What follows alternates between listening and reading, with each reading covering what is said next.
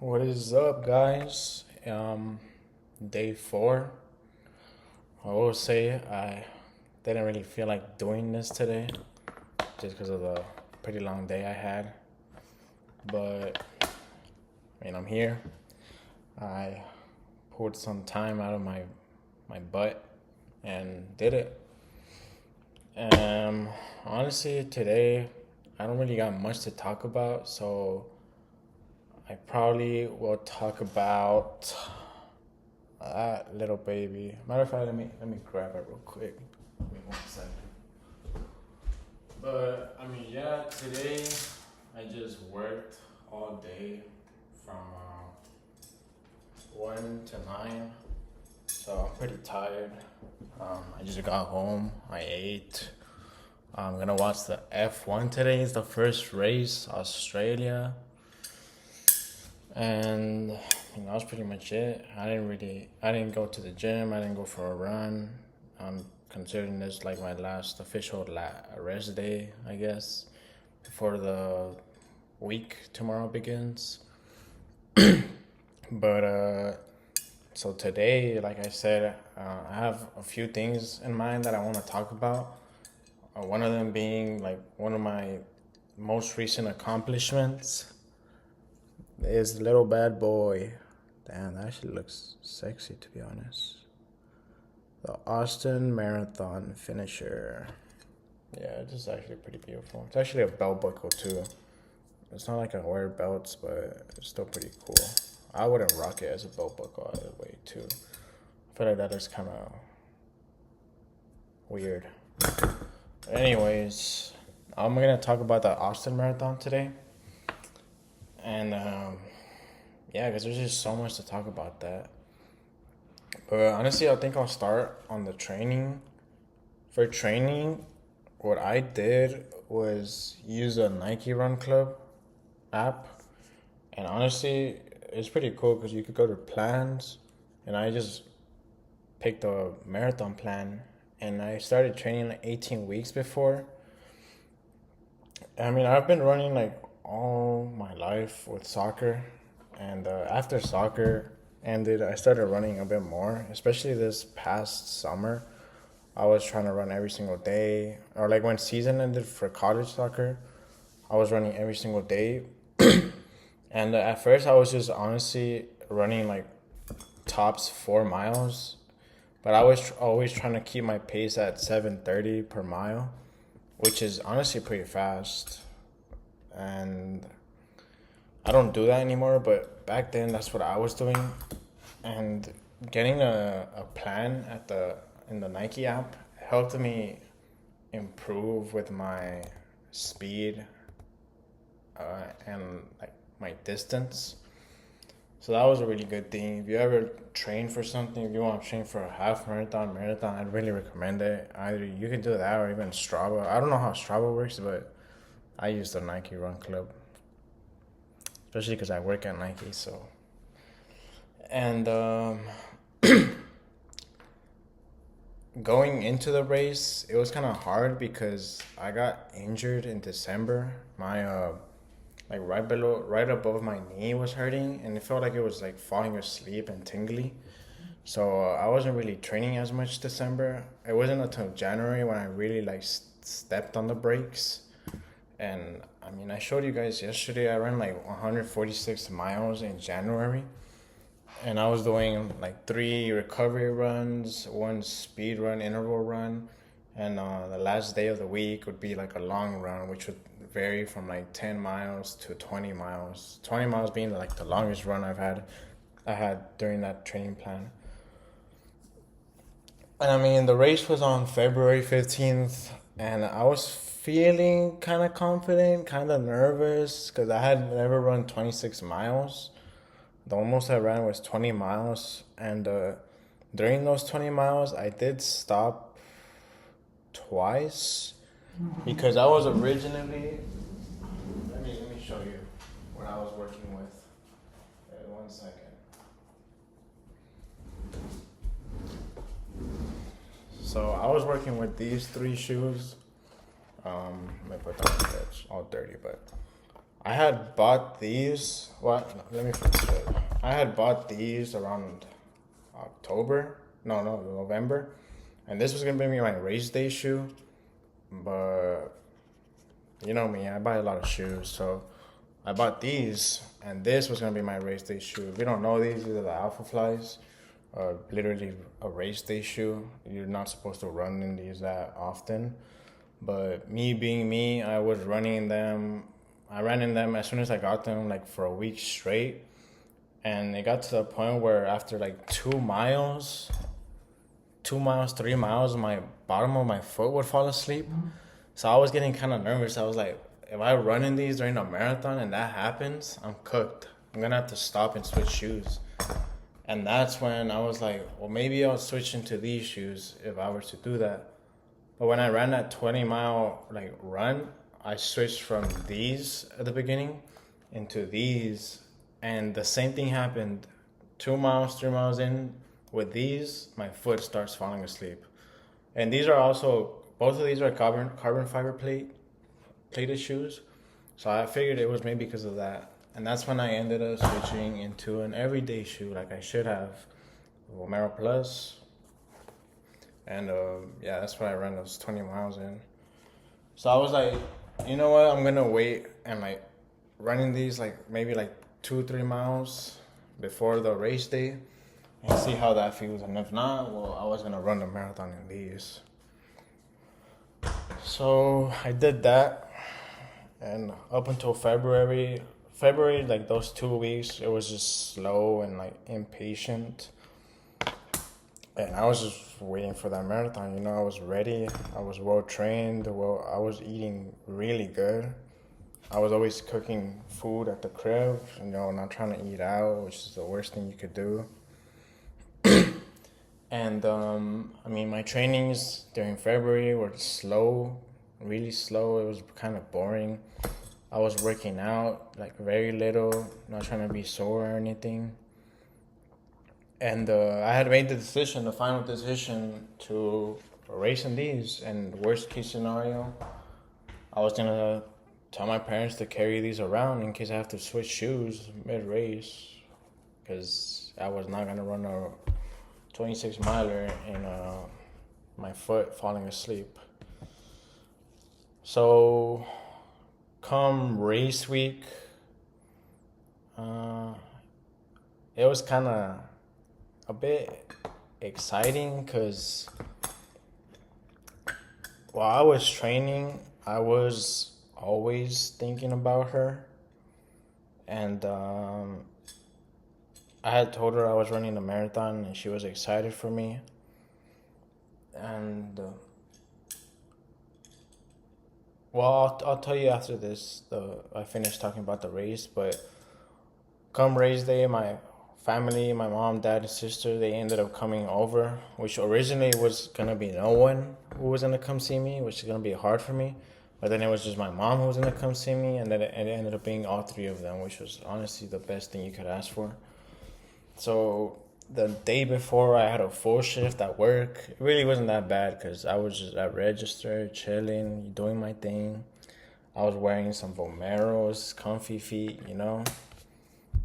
And I got home like at 8. I ate like very little because I didn't want to get a big stomach tomorrow, like the next morning. And my parents didn't end up showing up to the crib till 2 a.m., which they woke me up because I'm a light sleeper. And they woke me up. I said hi to them and went back to sleep. The next day, I think I woke up like at 3 or 4 in the morning, which is brutal because I had only slept like 6-7 hours. No, I'm just playing. I slept like 5 to 6 hours. I can't really remember. But obviously, it's not a good sleep, you know. It's not your 8 to 10 hours of sleep. And so, yeah, we drove to Austin, which is like, it was a like 30-minute drive because there was no traffic. I got off the car, my parents dropped me off. I gave them a backpack full of stuff for them to carry around in case I needed. And, I mean, I went to finish to the starting line. I was warming up a bit. I was a bit nervous because everyone looked like experienced, and I looked like I don't belong, you know. Low key, let me show you guys my race fit too. It was low key tough. Hold up. I even took a little picture. Look at this. Look at this. So I had gotten this Nike shirt online. Got these shorts when I first started working at Nike. I had the little like running socks and then the Alpha Flies. I don't know why I put that on there. I didn't even race with that or anything. I was gonna wear a jacket though and like take it off because I was gonna be cold, but I just ended up going like that. I was gonna race with this little vest thing, but I ended up buying like a belt and I raced with that instead. And oh yeah, that's me. Yeah, look at that. And my ACG hat, and then like all the little like gels as well. So I mean, yeah, I felt like didn't belong, but I was like, you know what, like I'm trying to race already, you know.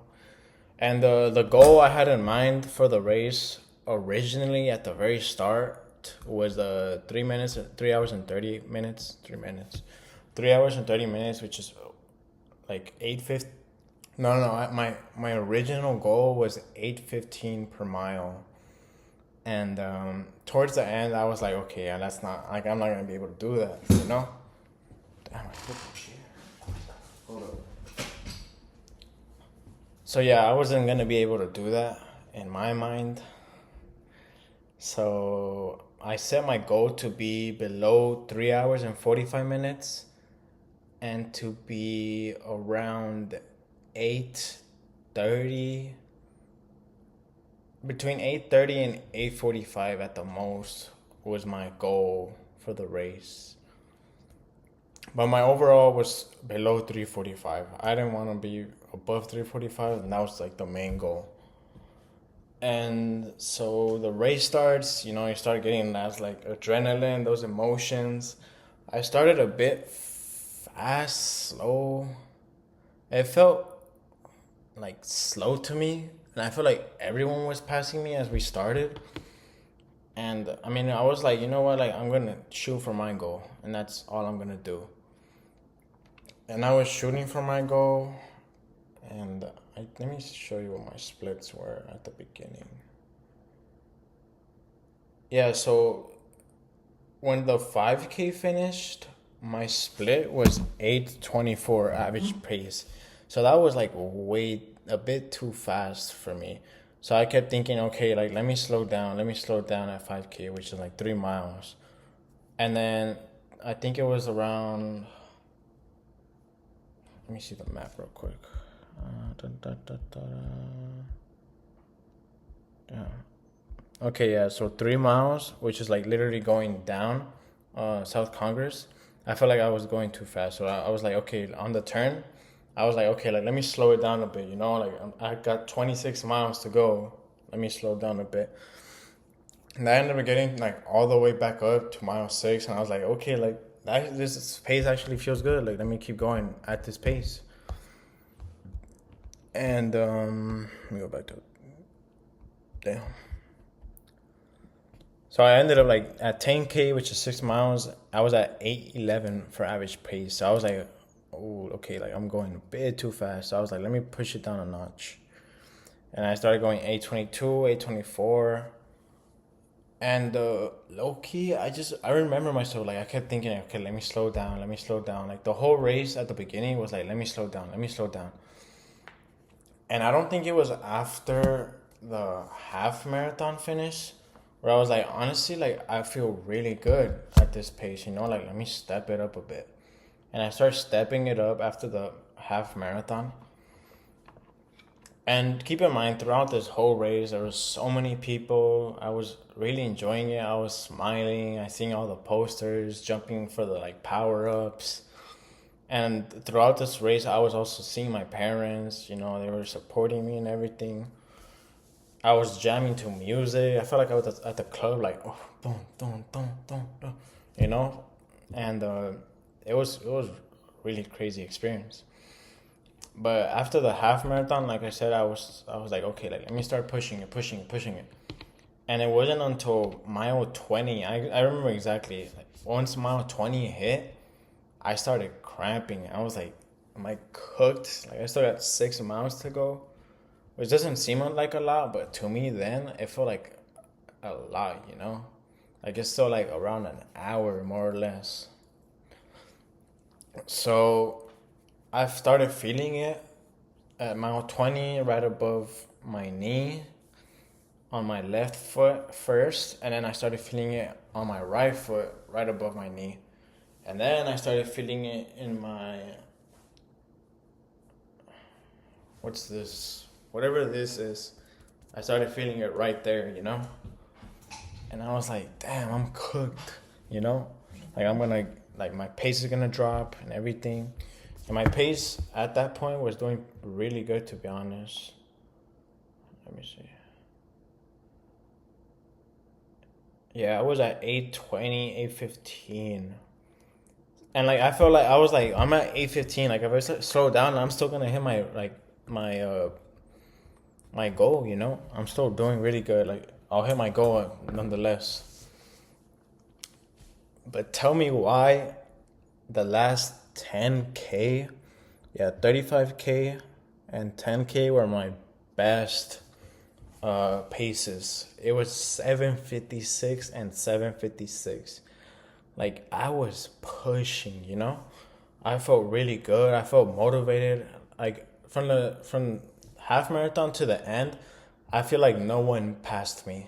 No one passed me. I was passing everyone. And I kept thinking like, yeah, y'all were going fast earlier, huh? Like now I'm going fast, you know. Like now it's me, you know. And I mean, I was passing everyone, and I felt good. I felt confident. I had the like specific music playing. I was like, "Ooh, I feel good," you know. And I was pushing hard, and I started doing the calculations. You know, like, okay, like the pacer for 3:35. Because I never got passed by the pacer for 3:40. So and I kept pushing, you know. So I was like, okay, according to my calculations, the pacer for 3:35 should be like a bit ahead, you know. So I kept pushing to catch up to him, and I was like, if I could just keep pushing, I'm pretty sure I'll catch up to him by the end of the race. And that's exactly what ended up happening. I think it was mile 25 where I finally saw him like carrying his little flag, running 3:35 pace. And I was like, if I could finish 3:35, like that would be a tremendous race. Going from my goal of 3:45 to 3:35, that's 10 minutes. Like that's incredible. And so I remember seeing him out 25, and I passed him, and I was like, you know what? Like we're gonna keep going. We're gonna keep pushing. And it was mile 25, like less than 2 miles left. That last hill, oof. You know the hills throughout the race, they were honestly, in my opinion, not as bad as I thought they'd be. But that last hill, I'm talking about like, oof, like just like, oof, it was horrible. And you're like 25, 26 miles in. Yeah, I felt it. You know, it was a point where I was like, okay, I'm about to start walking. But I ended up getting through the hill. Everyone was so like emotional. People were walking. People were carrying one another. It was beautiful, you know. And it wasn't until you like turned left and saw the finish line, literally like 20, 40, 50 meters down. I don't know how much it is. But it's literally like you turn left and you like the finish line's right there. And there I just started sprinting, you know. Especially because I turned around like right before I finished the hill. And the guy for 3:35 was right behind me, like pushing me from the back. And I was like, yo, chill. And I started sprinting. And like I remember like I pushed and I finished the race. I was like so excited. I was like, wow, I really just did that. I was like so like excited. I started like recording, you know? Yeah. And I started flexing and everything. Yeah. Um, I mean, yeah, it was cool. It was very beautiful. Hold up, let me put my phone on D&D. Can't have y'all seeing some of this stuff. It was beautiful, you know. Took some pictures. That's me. That was a little poster they made for me. The one I showed you guys yesterday. That's actually my oh damn it. My profile picture, my home screen now. Yeah, it's pretty cool. Oh my god, I keep I'll put it on D&D. I mean, yeah, it was incredible. We I was goal accomplished finishing a marathon. My first marathon, 3:35:03. An incredible time for my first race. And I mean, yeah, my family was there. They were all emotional. They were like, "No way," and this and that. And even after, like, I texted this girl, like, I finished it and this and that. She was proud of me, and I ended up telling her that she was there with me as I was running, which is entirely true. I felt like she was there with me. I During my training, I would always think of her. I'd always push for her. In the marathon, I was thinking of her, you know. I was always playing like music as well that reminded me of her. And I mean, yeah, I felt accomplished. My friends were happy for me. My coworkers, they were all happy for me. I ended up going to work the next day. I could not walk. You know, I was limping like crazy. So sore. Like I should have called off, but I didn't. I should have put the day off. I didn't. I mean, yeah, it was something else. And I mean, now it's like, as soon as the race finished, I was like, okay, like, what's next now? You know, like, what do I want to do now? And I kept getting those videos for Ironmans. I know I talked about this. It's still a long way to go. I still got a lot of training for that. But I think as far as this year, I'm thinking about doing a half marathon, all out sprint, trying to get like a really good time. I don't know what a good time would be for me, but we're gonna start that training this next week. I already have the plan ready and everything. We're doing that all out half marathon, and then come August 30th, I think I'm gonna go do the Mexico marathon, which is a good challenge because of the air over there, the elevation. It's really hard if you're from Mexico City or you've been there. It's really hard to breathe over there. I've played soccer over there. You get cooked. Your lungs get cooked. Your breathing, you get tired. So I want to feel that, and I want to see how that marathon goes. And then I don't know. Maybe we'll do one around December, around that time. Who knows? We'll see. At least for now, I want to focus on a half marathon sprint and the Mexico marathon in August 30th. I mean, just keep training to get better each day. Go to the gym, eat healthy, go for a run, a walk. Any little thing helps out. Any little thing is good for you. I mean, as far as talking, I feel like I've talked enough about today. I'm saying today was a pretty calm day. There's nothing much I should talk about. So I was like, you know what? Like, let's talk about the marathon I just did. Not even a month ago. It's less than a month ago. Yeah, so it's still pretty fresh. I'm still trying to get back into my rhythm of running each day again. And I mean, yeah, we'll see how tomorrow goes. It's Sunday. Is today daylight saving? I don't know when daylight savings kind of happens, but hopefully it's tomorrow. Hopefully today's the last day it gets dark, and tomorrow's sunny till like 8 to 9 p.m. Or if not, it'd probably be Monday. Who knows? But I mean, yeah, hope you guys enjoyed. If you guys have questions, text me, DM me. Um, yeah, I'll see y'all tomorrow. Hold up, how do I end this? Oh, there we go. Yeah, I'll see y'all.